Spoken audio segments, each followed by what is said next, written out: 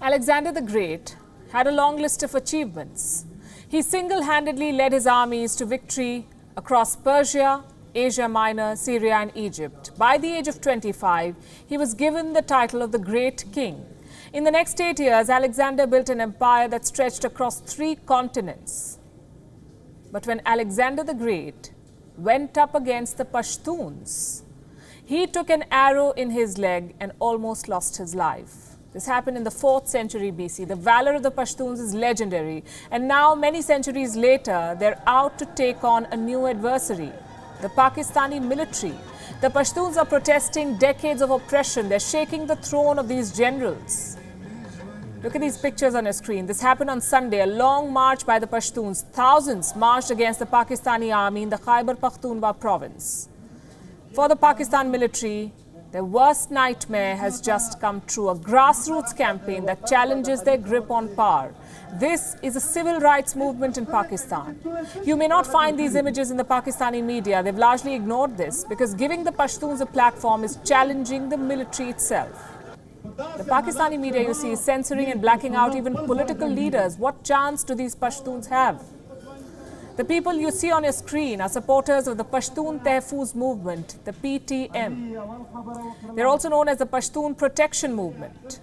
They came to prominence in the year 2018 and their campaign has been gaining traction since. It began in Waziristan, a remote town along Pakistan's border with Afghanistan. The PTM tapped into the anger of the Pashtuns, the discrimination they face, the violence perpetrated by Pakistan-backed Taliban, and the anger against the military. The Pashtuns hold the Pakistani military responsible for the death and displacement of thousands of people. They say they're treated as second-class citizens, an ethnic minority denied even the basic rights in Pakistan. The Pashtuns are fighting for their right to life. And the Pakistani Army wants to suppress their campaign. The protest has got the attention of the world, and despite a media blackout, they found support within Pakistan.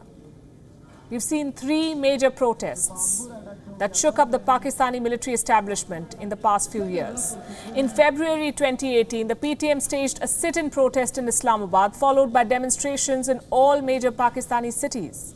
Almost a year later, hundreds of young men and women marched in Lahore. They had 3 demands: freedom of expression, respect for the constitution, and civil rights. The rally was called Citizen Protection March. 2 months later, tens of thousands of people demonstrated in North Waziristan. All of these rallies had one popular slogan: the uniform is behind all the terrorism, they said. The Pakistani army is not used to such opposition at home. What did it do? It blamed the invisible foreign hand. It's an old tactic to discredit a domestic opponent. In February last year, Afghanistan's President Ashraf Ghani tweeted a statement.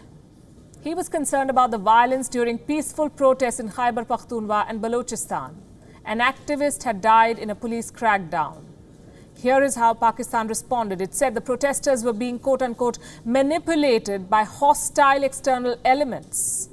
They even went to the extent of calling this a 5th-generation warfare. This is classic Pakistani military. It believes Pakistan is always in a state of war because Pakistan is a security state. When a threat to the army, in fact, is considered a threat to the entire country. And the Pashtun protests pose a direct challenge to the military establishment. The military is rattled, and with good reason, because this is how movements begin.